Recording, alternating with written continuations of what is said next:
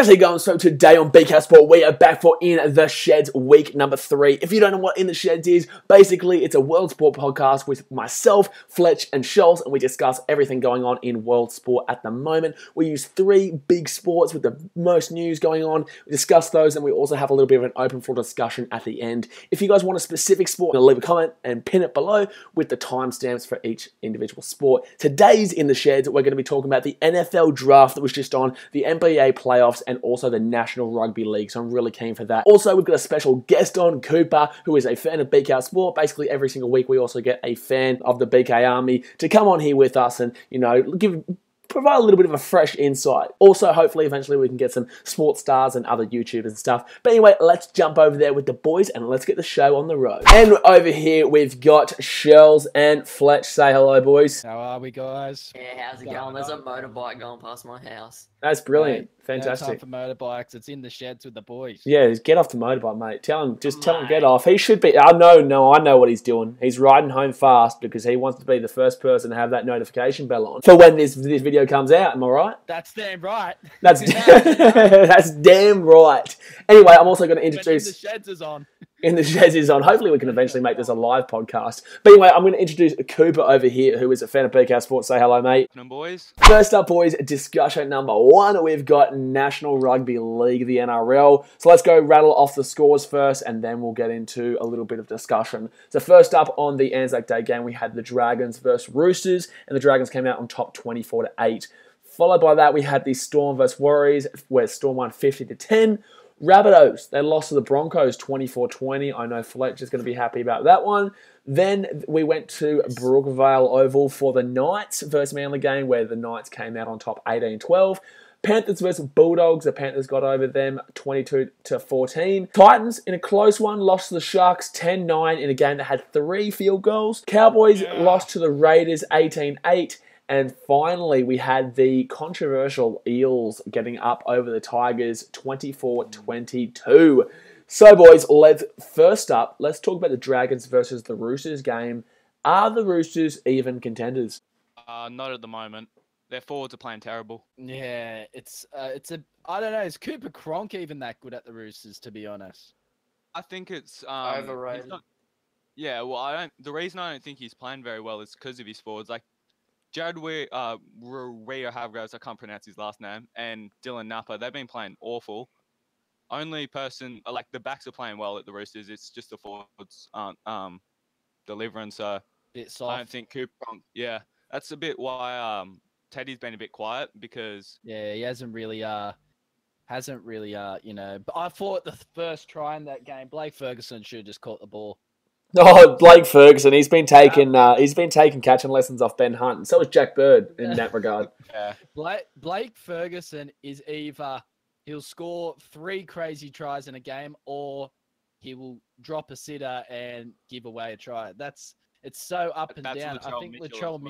I think Latrell Mitchell's a bit like that, but I rate Latrell higher. But I love Latrell. They always do something really good, and then they do something stupid.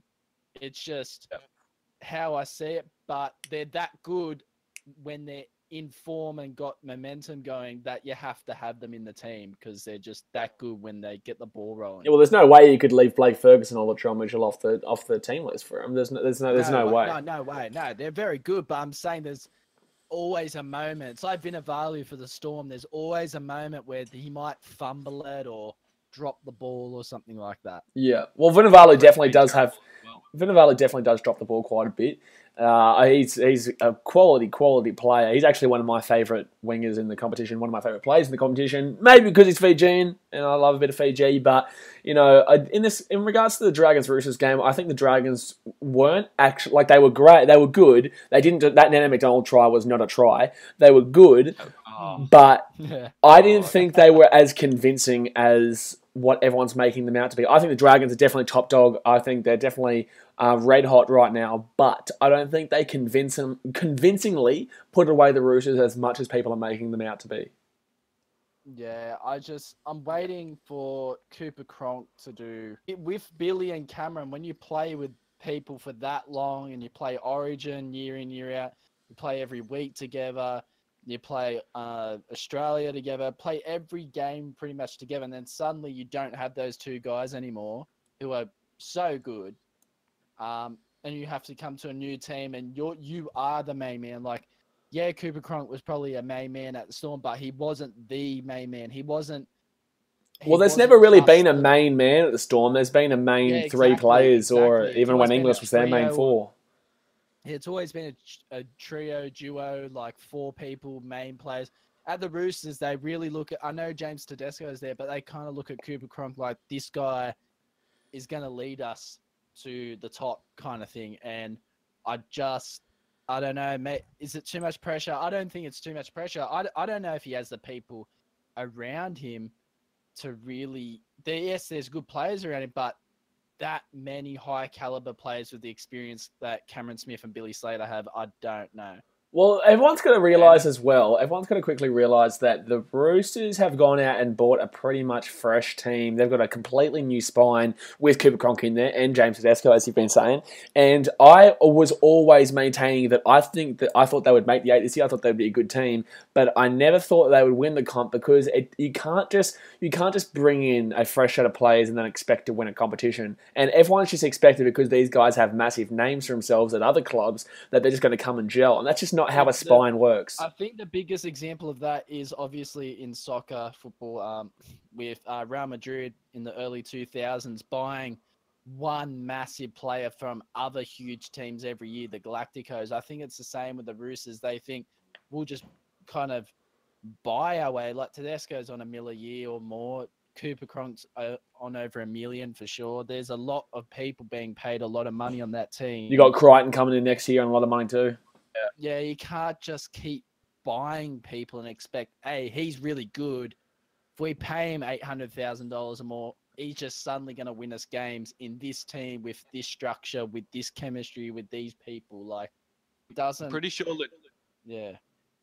Latrell Mitchell is the only junior in that team who came through their system. Who was? Latrell Mitchell. Yeah. Yeah. Well, there you go. Like, you know. Do you really... I'm pretty sure the Tigers have a fair few people that came through his system, like Lolahia, Nofaluma, Chris Lawrence, stuff like... I'm just naming people off the top of my head, but I can think of them straight away that have come through. And yes, the Tigers, I know they're going decent this year, though. That's the thing. Like, do you just keep buying players for big salaries and expect, hey, eventually it's going to work? Yeah, I don't think it. I don't think it's. Oh, I think it'll work soon. I think it'll work next season. I think will have gelled, and I think they will be a lot better than they are this season after a whole year with each other. Cooper's only got 1 more year. Yeah, well, that's the thing. I think they're kind of banking on the fact that he's going to do well next season. I don't think they were banking on it this season. But anyway, we've spoken enough about the Dragons Roosters game. Let's move on to the Storm Warriors. Storm came out on top 50-10 there, but let's not forget that the Storm were up 38-0 at halftime.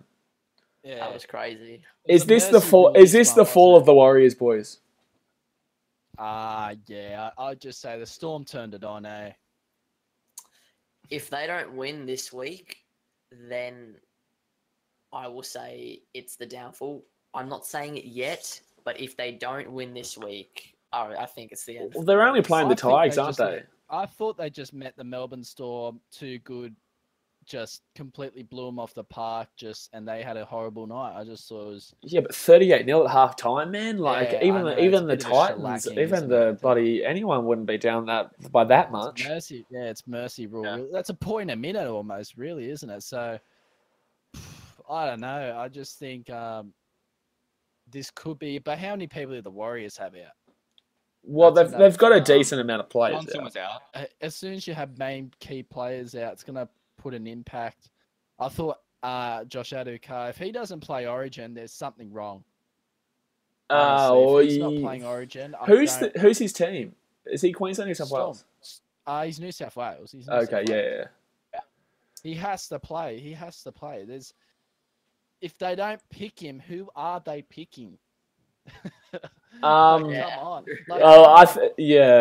That's a good question. That's a good question. I don't really know what's going to happen with New South Wales this season. In regards to the Warriors, they just kind of fell apart. I don't know if it's the fall of the Warriors, but I did say for the last couple of weeks on Fletcher's podcast, and I have been saying it here as well, that the Warriors just aren't going to do too much this season. I think they've blown everyone out of the water early, but they're kind of starting to look, every week it goes on, they're starting to look a little bit more like the Warriors of old. And yes, I do understand they have a few injuries, and yes, I do understand Sean Johnson was out, but it's no real excuse. You can't rely everything on one player. You can't rely. They are what they are, the Warriors. They always prove, they promise so much and deliver so little, in my opinion. That's the motto of the Warriors. Yeah, it's a bit sad, but I agree, yeah. Next game. Yeah, let's move on. Team on paper. Yeah, it will. Go on. Well, no, yeah, when you look at the team on paper, they're fantastic, but then they just don't turn up on the actual game. Then let's move on to the Rabbitohs Broncos. 24-20 the Broncos. No one really was expecting it except for Fletch over here because he's a Broncos fan. Was Jack Bird a waste of seriously good money? God, he was good at the Sharks. Was he In the though? short term, Was he at the though? moment, in the short term, he is looking like that. But I think we just need to give him a little bit more time. He's only played 2 games in the halves, and that is But why is he his playing? favorite. No, but that is his favorite place to play in the But halves. but Valentine Holmes wants to play fullback. You put him on the wing, he scores tries. Like, too bad. With Like with the Broncos, Jack Bird is about 20 kilos over of what a half should be. He's huge. He's massive. He should be like He's second massive, row, yeah. easy. see with the Broncos, when he's playing in the centers, he's getting maybe 3-4 carries a game, makes a few tackles. He's just sitting out there doing nothing. And if he plays centers, he's definitely a complete waste of money. But when he's in the halves, he's at least doing something. Milford can't control the game, and they're both like running halves, so they need like a dominant half, which I think. Oh, Nicaraema's not a really dominant half, but agree. Jack Bird, I reckon, is Milford better in the has centres. been playing a lot better with his kicking game. Obviously, he's still trying. Yeah, to he's get that into definitely his game. playing better with his kicking game, kicking But, Rabbitohs players in the groin. But he is playing a bit better as a halfback. Yeah, well, Jack Bird's just not in the halves. He's a second rower, and when he was at the Sharks, he was center. And what happened? He won a premiership. yeah, but I don't think he And was he that also fantastic played- at the Sharks. He played ridiculous. I don't No, know why we disagree. even sold him, to be honest. Disagree. But he went, and he's way bigger now. I Way think that bigger. Jack Bird's always been a good player. I don't think he's worth he's great player money because he's on great player money at the Broncos. He's on $1 million a year for 4 years. Exactly. Yeah, but that's the thing. He's on. That's a great player money. Like what? Who else? Like what type of good? Tedesco's on that much. Like Cooper Cronk's around that much. Yeah, well, Like, Cronk you can justify it, and Tedesco you can justify it based on his Tigers Hunt's on form. that much, But- and we let him go. But what Bird happened? going to on Broncos on that much? No way is he worth that much, in my opinion. I think that he's a good player. I don't think he justifies his price tag though. Should have been a center. Should be. A center. You're really annoyed with this whole position change, aren't you? Yeah. I'm not a fan of it. I'm just not a fan. He played center for the Sharks. You buy him because he was 22 years old, and you're paying him $1 million a year because he's won a premiership. He's played Origin, I'm pretty sure. He knows what to do. You're thinking we're going to develop him into a crazy good player, and what happens? Oh, let's bulk up 15 kilos and put him in halfback. Oh, yeah. Anyway, let's jump on to the next game. Manly versus the Knights. The Knights came out on top 18-12. The big question here, boys, could Manly get their first ever spoon? Well, Win the spoon. I realised the Raiders had actually won 3 games now, and I went, oh, God, Manly are actually that bad now. So, yeah, I think so. They just get... I don't know. It's just... what is going on over there? I can see Parramatta won't make the finals, but I can see him definitely improving, like 12th, 11th. Jeez, what's with this and us getting yeah. bloody Parramatta fans on this show? Like last week we had Archie, he's a Parramatta fan. Now we got Cooper, he's a Parramatta fan. Yeah, They're everywhere. Manly just don't. I don't know. They have so many good players as well, like Tapau, Cherry Evans, Trebojevic. But Cherry it's just not Evans. happening. Pretty funny when Tapau said that they'll win the comp after they smashed Parramatta. He came out and said, we'll win the comp, and now look where they are. Who said that? Tapau. Party Tapau. Tapau. Yeah. Yeah.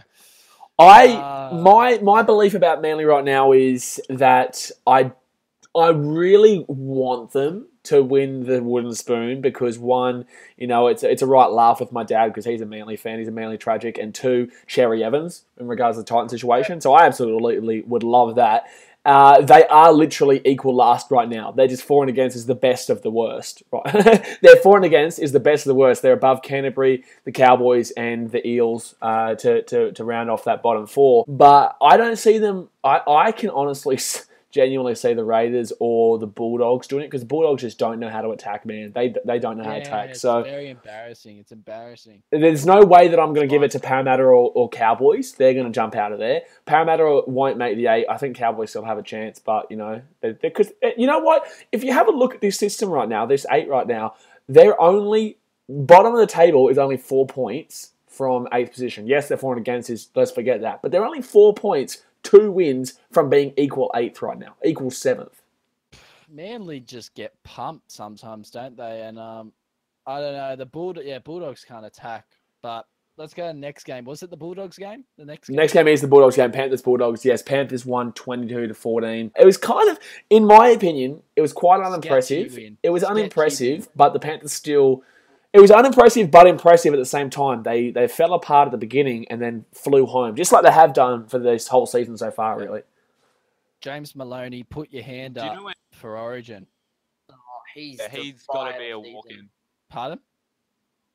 Maloney's definitely got to be in the Origin side. If Fittler doesn't pick Maloney, I've had enough of that team because he loves him. Fittler loves him, doesn't he? Yeah. I'm pretty sure he loves him. Yeah, Didn't Fittler have a bit of a coaching role with him at the Sharks at one period? Yeah, I just... Probably.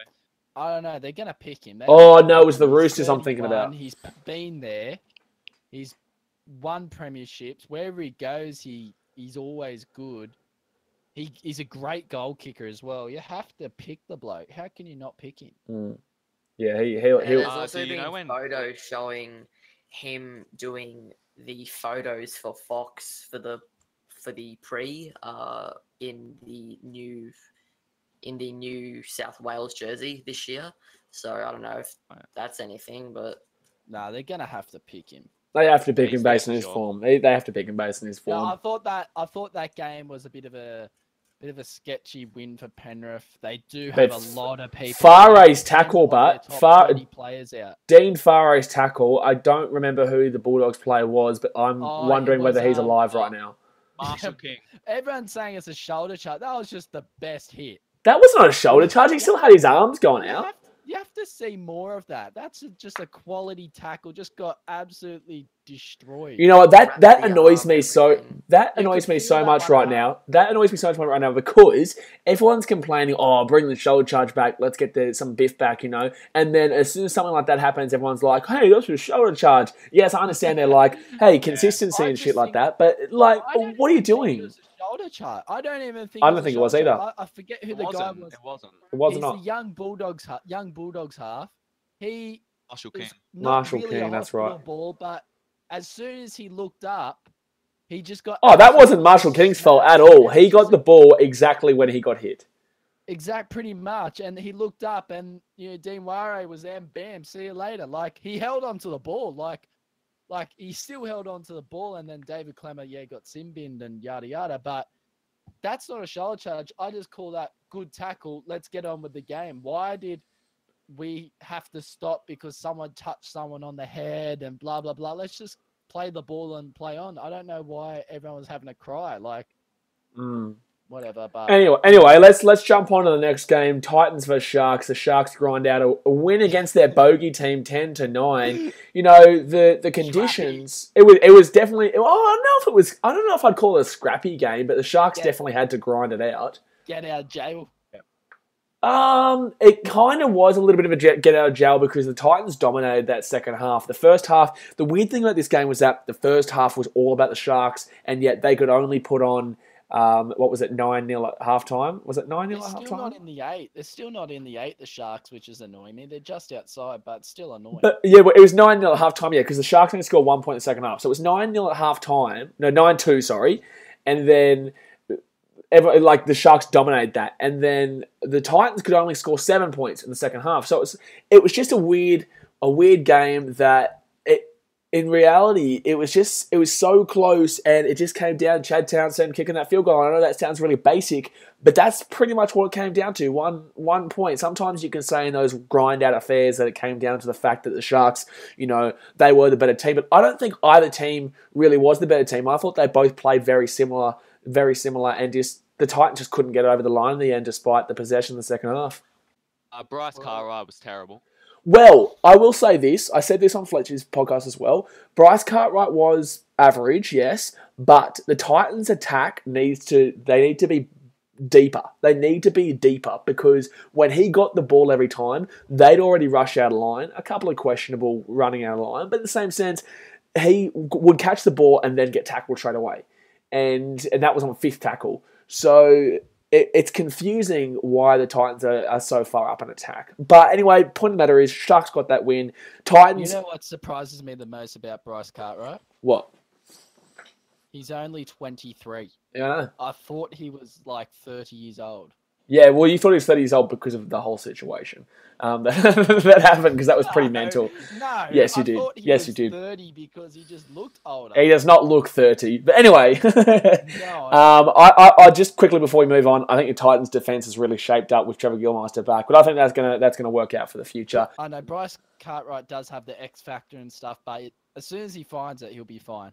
I honestly think that he's not in the halves. I genuinely think that Garth Brennan made the wrong statement by dropping Kane Elgey. I think Kane Elgey and Ash Taylor should be there. But anyway, that's my opinion. I think his statement that he should have made was dropping Conrad Harrell, even though he's fantastic. He's been pretty average this year. But let's move on to the next game because we've been going for quite a while now. Cowboys versus the Raiders. The Raiders came out on top 18-8 up there in North Queensland. How on earth did the Cowboys lose this? This is one of those seasons, I think. It was like, it's not happening, is it? People keep saying the Cowboys are going to make the 8, but I don't see it happening. Not now. Yeah. They're losing against Raiders, and I mean, I know Parramatta lost against the Raiders, but they're just playing terrible. Yeah, but who hasn't Parramatta really lost against? Brandy's comments saying Thurston's played a year too long. I definitely agree with him. Like, Thurston's a championship player, go down with some of the best in history, but he's really looking the average this season. He's looking shot, eh? He honestly, I remember when Penrith were playing the Cowboys earlier this year, and James Harris, Fisher Harris, sorry, absolutely nailed him. Like, he was just a massive target the whole game, Thurston, for Fisher Harris, and I just thought, geez, he's really just that half a second too late all the time. And yeah, I don't know. I really like Thurston. I like Thurston a lot, but is it, you can't just blame him. They didn't even have him most of the season last year, and look what happened. So yeah, well, Morgan and Taumalolo's starting to get a bit better, but Morgan's been awful as well, so it's not just on him. I think he's injured still. Morgan? I think he's still injured. Thurston, he was injured at the beginning of the year, Morgan, and and he was playing for Australia end of last year and doing for the World Cup. Cool stuff. Yeah, World Cup, and what's happened? Like, you don't just lose all that when you just made a grand final. I think it's more down to how the team's performing. No. I think it's down to how the team is performing. I think that it's not real. Like, I think Morgan's is kind of emulating how badly and average the team is going right now. But I think that's pretty much how you sum up the Cowboys right now. They're just average, bland, and no one really knows what's going on. And it's alarming signs. Everyone's saying, oh, we're all calm up here in North Queensland. But no one's calm up there. It's not. It's not calm up there.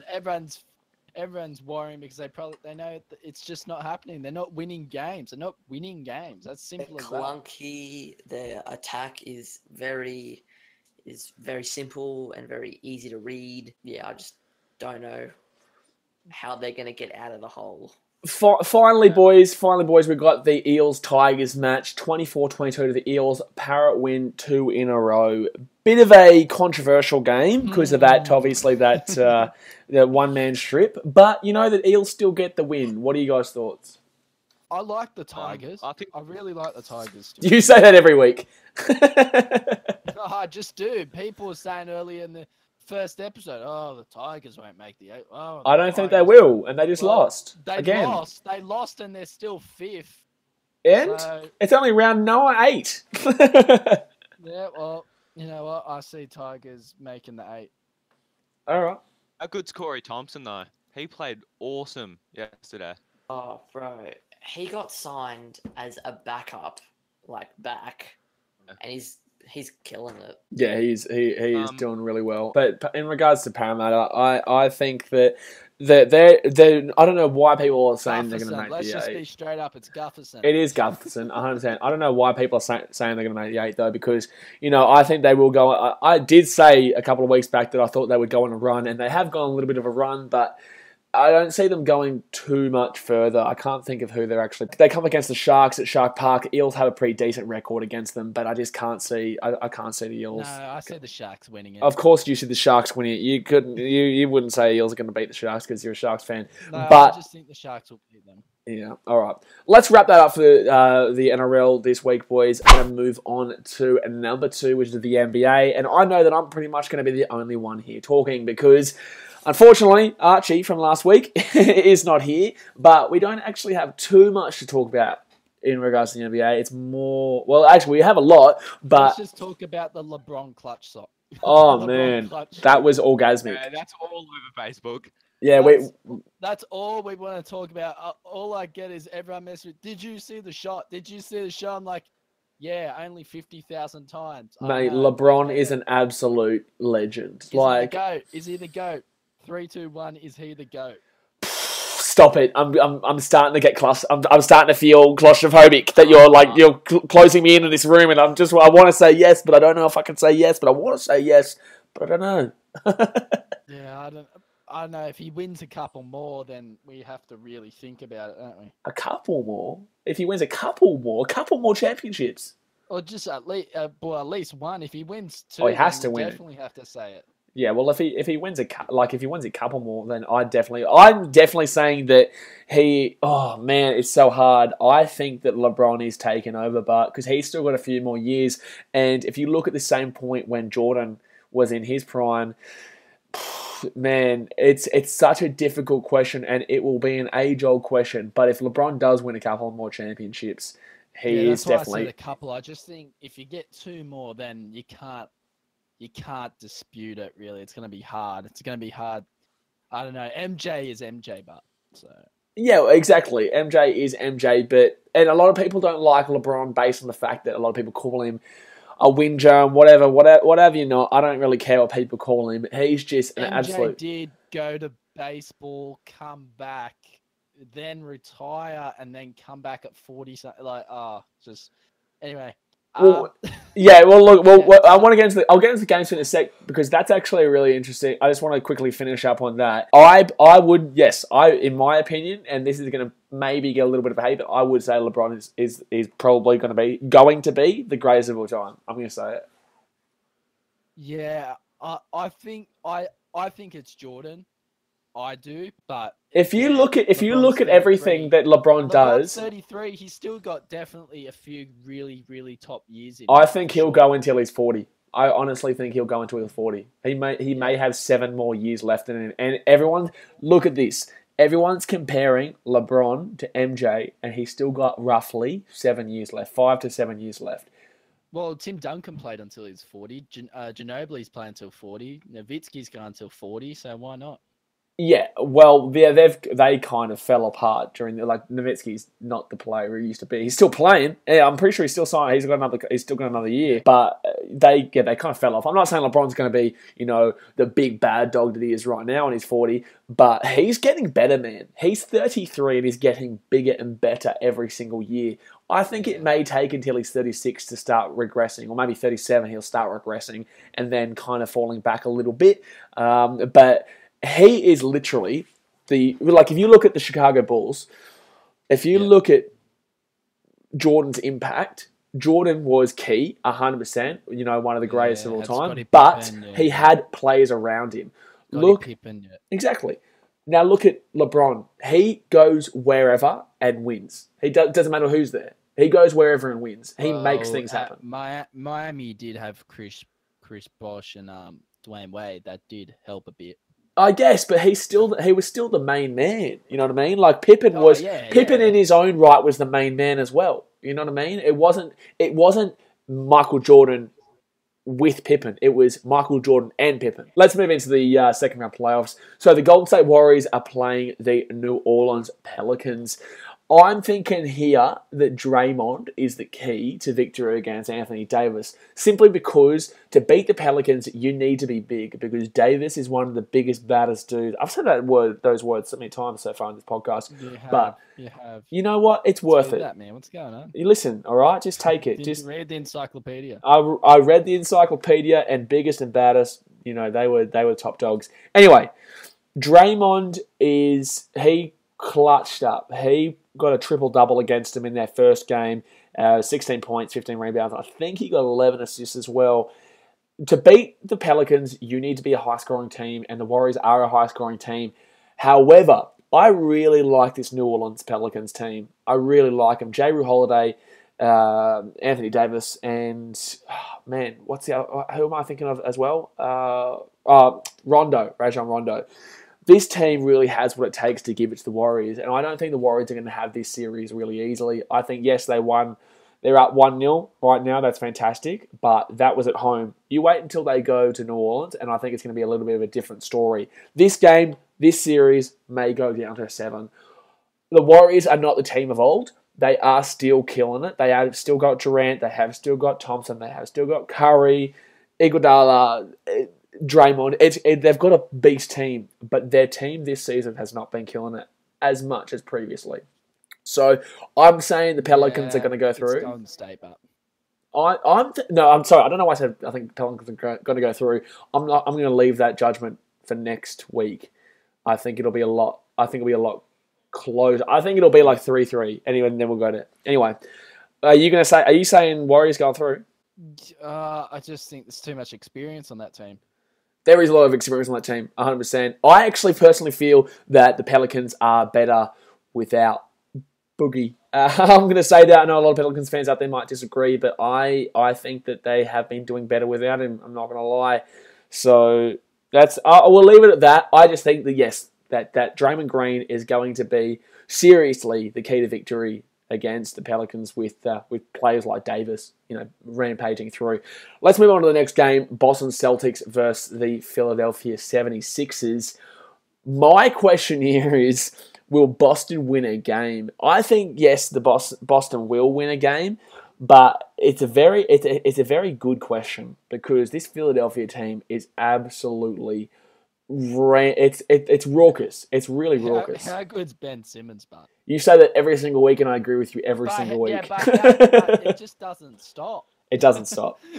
It's like, when's it gonna, when's he gonna meet someone? When's he gonna get caught out? Well, is that what you're trying to say? When's he gonna get caught out? Yeah, he's just not. He's not going to get caught out. He's going to continue to grow. I was talking about with Archie last week. I think Ben Simmons is the main man at Philadelphia. Yes, everyone's like Joel Embiid. Yeah, Joel Embiid. Yeah, it's Ben Simmons. No, it's Ben Simmons, because Joel Embiid, yes, he's the key. He's really the key point scorer. He's the key point scorer, but he's going to get there. Yeah, exactly. Ben Simmons is the one giving him the assists, and the fact that Simmons gets so many rebounds as well is wild. But in regards to Boston, they've just got no key play. Like, they did get over the Bucks. Yes, we both thought that the Bucks would get up just because they had Giannis Antetokounmpo, but Boston just got there in the end because the Bucks could not do anything when they were playing in Boston. I think that Philadelphia is just such a better team than both the Bucks and. Gives me the LeBron vibe. Wow, that's early. That's an early call. Like, he makes it happen. Like, he's the real deal. It's not like, oh yeah, he's so good, bro. He can do everything, and then he has an absolute shocking game. It just keeps getting better and better and better. Yeah, he does keep getting better, and he's so young too. So it's really exciting to see what he's going to make himself. I think that Philadelphia should win this 4-1. I think, I'm going to say Philadelphia 4-1. I think Boston should get a game at least at home, but I think that this 76ers team is good enough to really rampage home against the Celtics. All right, let's move on now to the Houston Rockets versus Utah Jazz. Great offense here versus a great defense. This battle is going to be, it should be decent, but I think we all know that the Rockets are going to go through. What do you reckon, Shelf? Yeah, you thought the Rockets could win it, didn't you? I think, the Rockets, a lot of people, I think the Rockets should be favourites right now. They definitely should be the favourites of the entire competition over the Warriors. I think that the Rockets will take down the Warriors. If the Warriors can get past the Pelicans, which they should, but I'm tipping the Rockets over the Warriors if that's what happens in that conference. I think obviously James Harden's on the team and everyone talks about James Harden, but Chris Paul is so integral. I'm still going with that bandwagon style, just Golden State being there, done that. I think they're still the number one. Don't get me wrong, man. The Golden State do have the experience and they do have the ability to win this competition, like the 150% hands down. But I just think that the competition this season, with the Rockets really coming into form, with Chris Paul being there now to assist, like you've got James Harden there banging in threes, banging in slam dunks, and just getting those triple doubles. Not as much as he did last season. I don't believe. Correct me if I'm wrong, NBA fans, but James Harden and Chris Paul together have been fantastic. And then you've got Ariza, they've just got a well-rounded team that I really love to see. And Utah Jazz, I love Donovan Mitchell. I love Rudy Gobert. Gobert is the Jazz are really well known for being a quality defensive team, similar to the Spurs. But the reason what they differentiate to the Spurs is that now they have Donovan Mitchell, which really can take it to the defense of the other teams. And Donovan Mitchell, what's that? I thought Oklahoma would be also kind of a favorite as well. Well, you obviously don't know why the Utah Jazz is there, because the Utah Jazz they beat them. The Jazz are there because they beat Oklahoma. Anyway, guys, just like as you know from the first in the sheds of the season, basically most of these guys, they don't know, like Shells and Fletch, they don't necessarily know every sport that we talk about. I follow basketball a bit. I'm not the craziest basketball fan, but I forgot Jazz beat them. Yeah. Yeah. No. We know. You've actually been. I thought Oklahoma would be decent. They should have been. No, they shouldn't have been there. They were just average against Utah. Utah took it to them, and they just fell apart. So I'm tipping. But they had so many good players like Westbrook. Anthony was.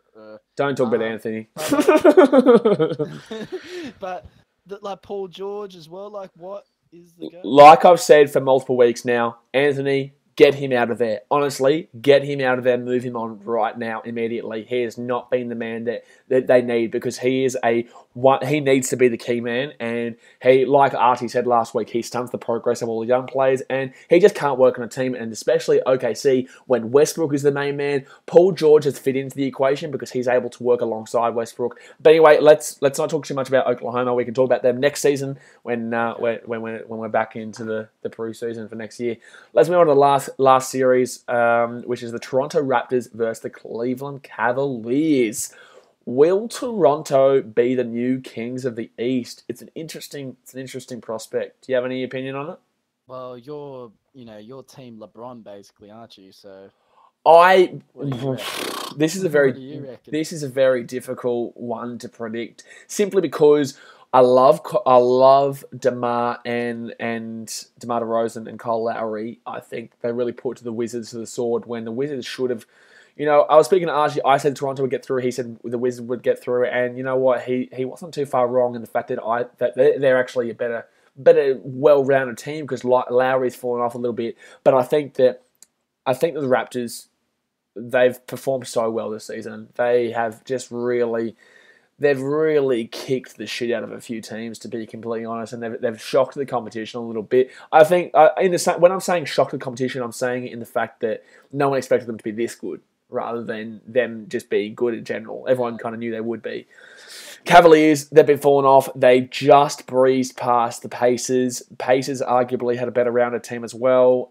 but LeBron is just so integral. Like when the Pacers looked like they were getting over the top of the Cavaliers in the series, LeBron turned it onto another level and he took it home. He took it home.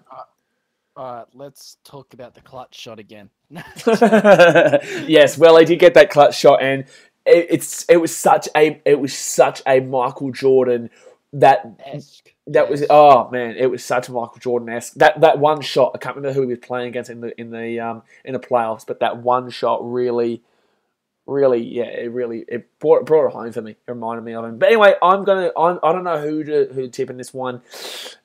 It's so hard to go past the Cavs, but the Raptors. We want to see Cavs and Golden State. No one wants to see Cavs and Golden State again. No one wants to see Cavs and Golden State again. Yes, but we do. I'm gonna tip Raptors just to go against you. You know, I want Cavs to win. I love LeBron, but I'm gonna go Raptors just because of you. You know, we're gonna have a little bit of banter here. But that's gonna finish us up for the NBA today, guys. Now let's jump into the NFL draft. Now, I know Shells and Cooper don't know anything to do with this. Well, Cooper knows a little bit more than Shells does. I do.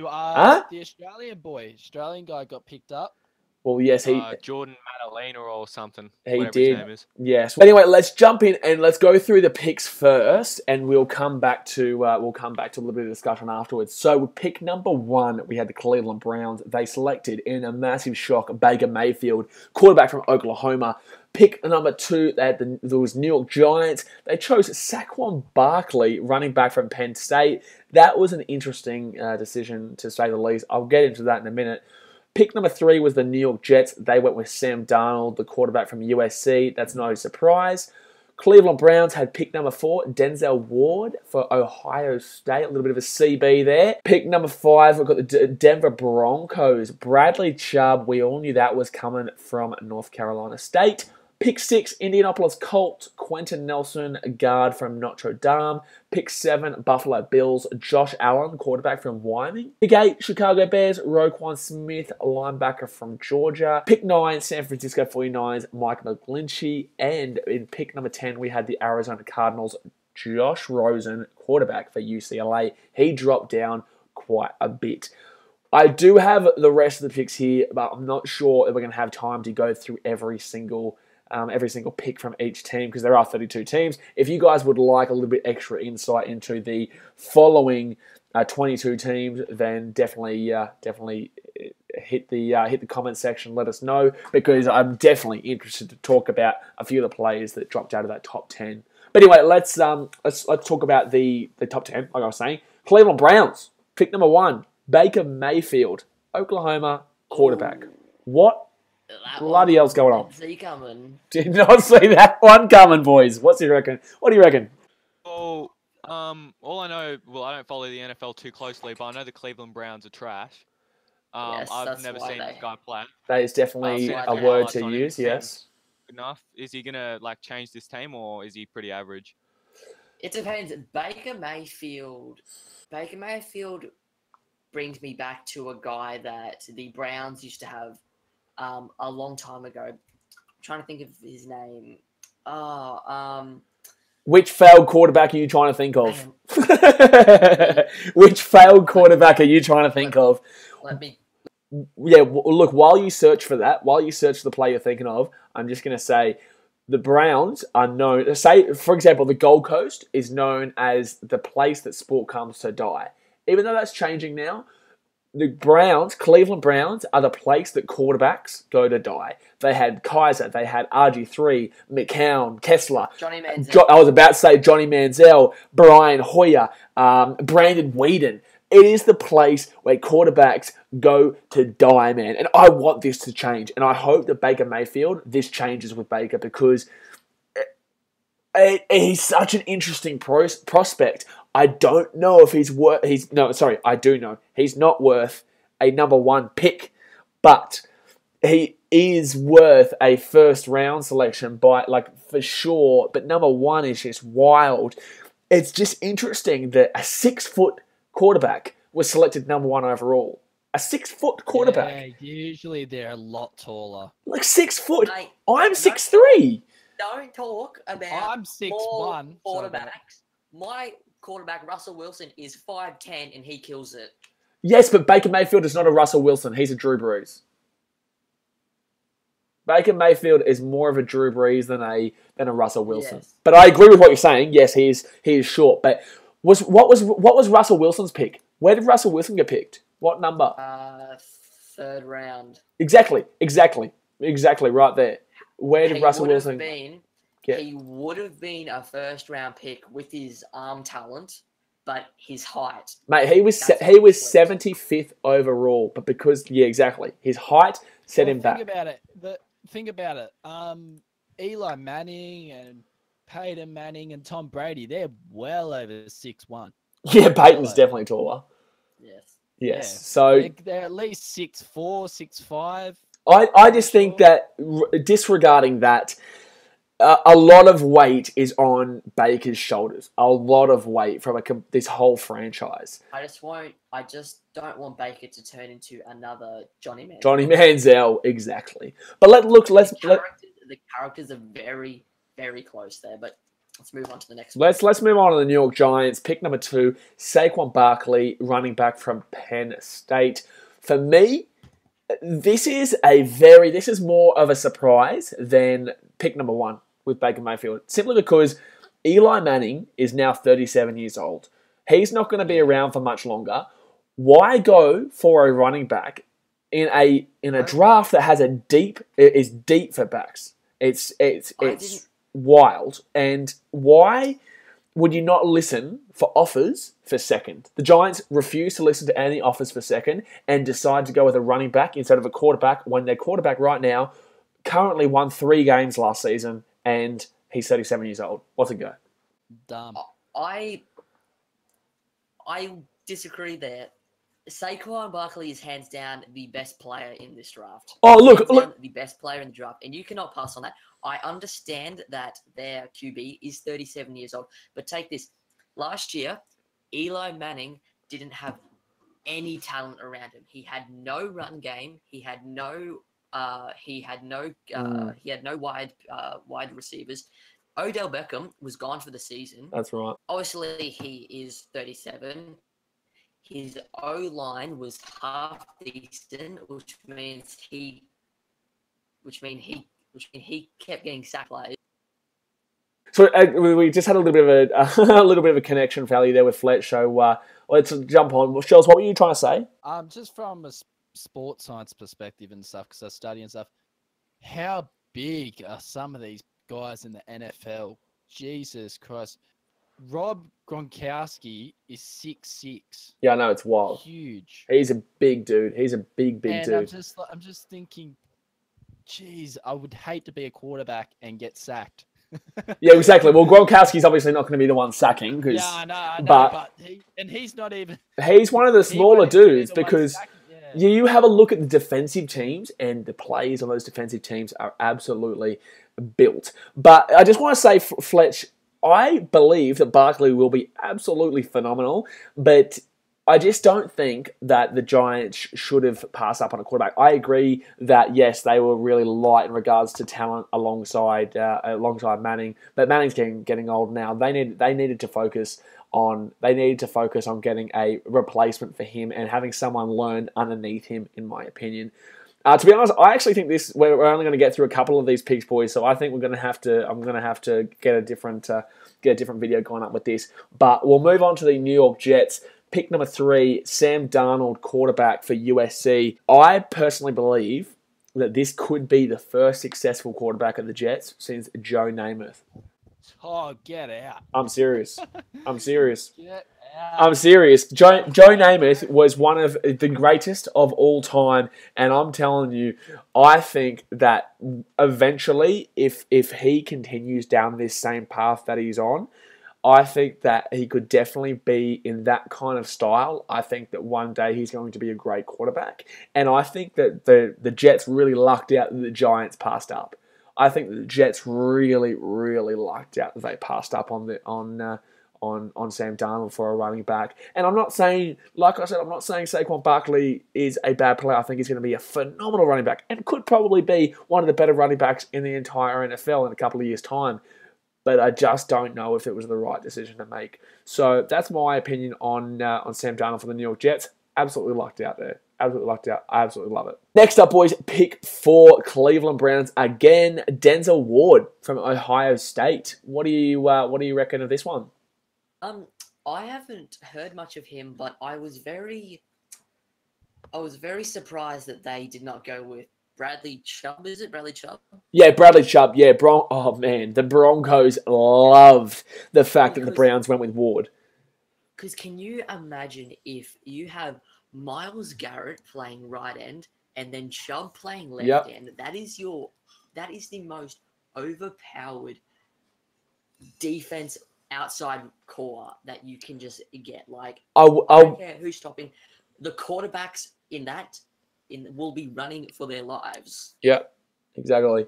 Well, I'm just going to say that, like, I think that Denzel Ward is the best cornerback in the draft. I think he's an absolutely phenomenal player, and he actually ran a 4.32 in the combine, which is bloody fast, man. 4.32. Wait, what was that? How fast was that? 4.32. What's the fastest 40-yard dash? That was like 4. I don't know. You've put me on the spot here. Fastest. I think it's about a 4.1, 4.2. It's 4.13. Yeah, 4.13. Yeah, that's right. Auburn Bo Jackson. Yeah, and then there was also another player who did it, I think, last year or this year. He equaled the exact same, got the exact same.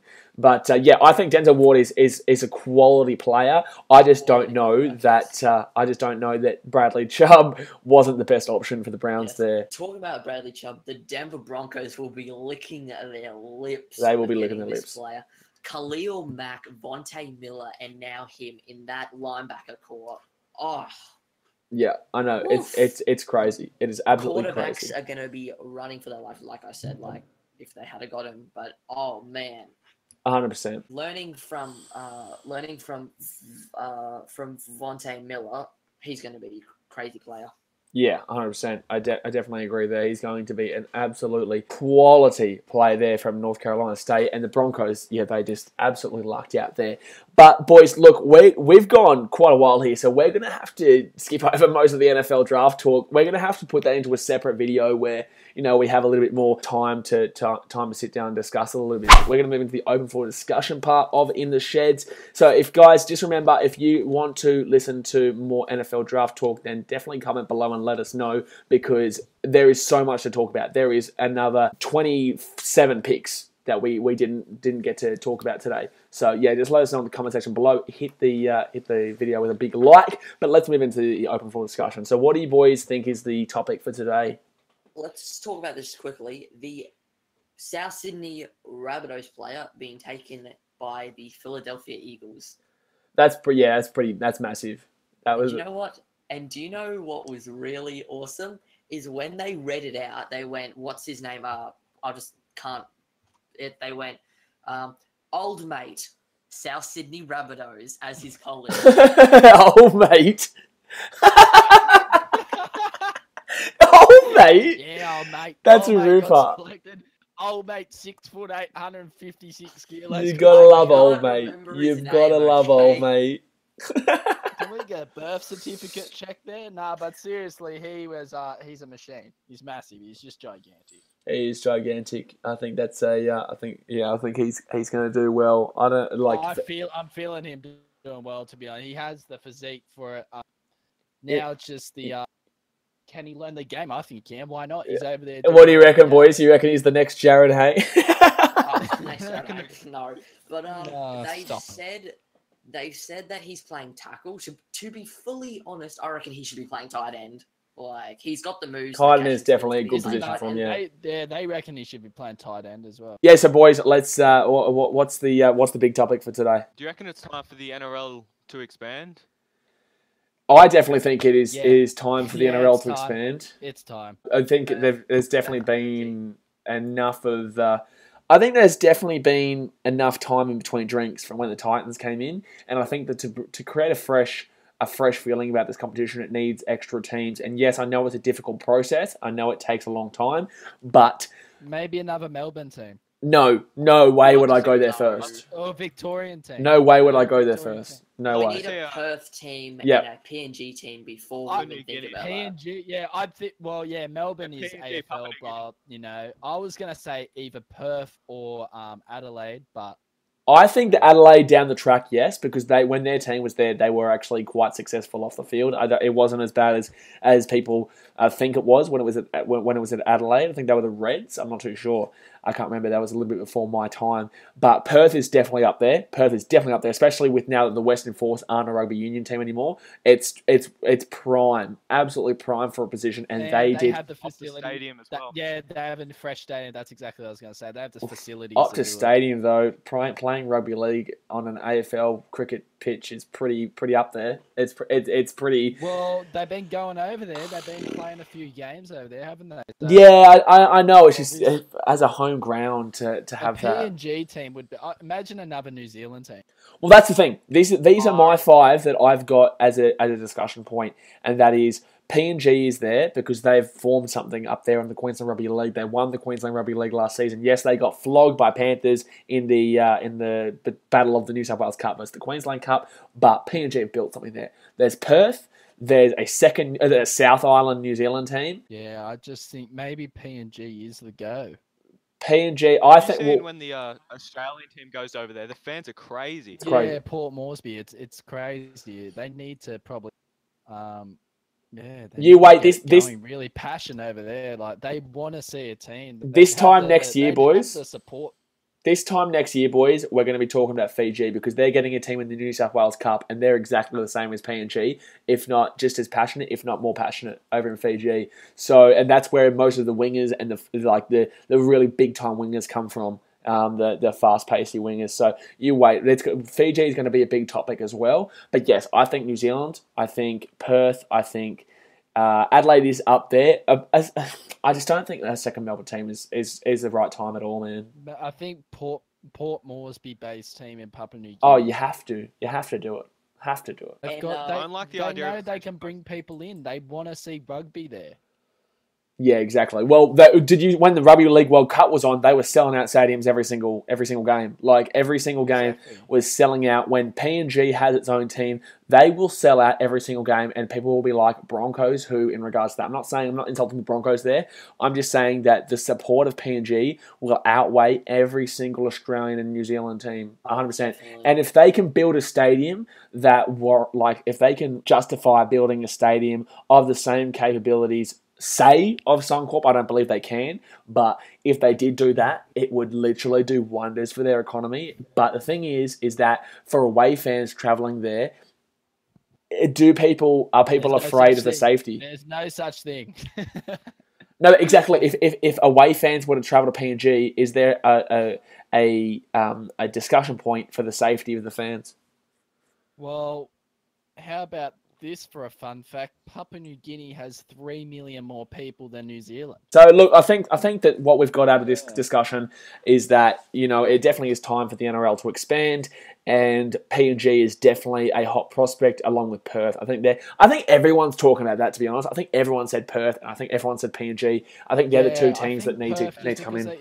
They have the facilities, and they don't have the Western Force over there anymore. Exactly, and they've also previously had a rugby league team, and I'm pretty sure they only somewhat fell apart because of the bit of the battle with the Super League. I think that was the time that they fell apart. I think that's going to wrap it up for today, boys. I'm actually going to be, on a side note in the shed, I'm going to be making a video on the NRL expanding, which will be coming out on Thursday, which is going to be a little bit of a new series called BKR Sport Talk, where I just sit down and I discuss a few things. So I'm actually going to be making a video on that where I'm going to go more in depth. I would love to talk more in depth right now about it, but we've just gone, we've been talking. We're just waiting for those Champions League games, aren't we? Yeah, next week. So next week, for everyone out there, next week we're going to have some Champions League and Europa League, not just Champions League, because there's obviously only a couple of games there. So that's going to do us for today, boys. Absolutely phenomenal show. It's been a ripper discussion. Oh, ripper. Bloody great. Bloody great. Old mate Ripper. Old mate Ripper plays for Philly. Anyway, boys, let's give a bit of a round of applause to Cooper over here. Good stuff, big fella. Good stuff joining the show. Cheers for having me. So yeah, thanks for joining in. We love the people that watch this. Yeah, we love everyone who watches this, and it'll continue to grow. We're just starting out. We're having a bit of fun. But anyway, thanks to Shells and Fletch for joining in the discussion and getting involved and having a bit of a laugh. Yeah, the boys. Yeah, the boys. Alrighty, guys. Well, that's going to be it for today's video. If you did like it, please give it a big thumbs up so that we know that you're enjoying the podcast and you want it. This is going to be out every single Tuesday for those who aren't aware. If you haven't hit the subscribe button yet, you've got to go and hit that big bloody red button right there. Go and hit that big bloody red button right there because we have so much sporting content. Thanks for watching. Catch you later. See ya.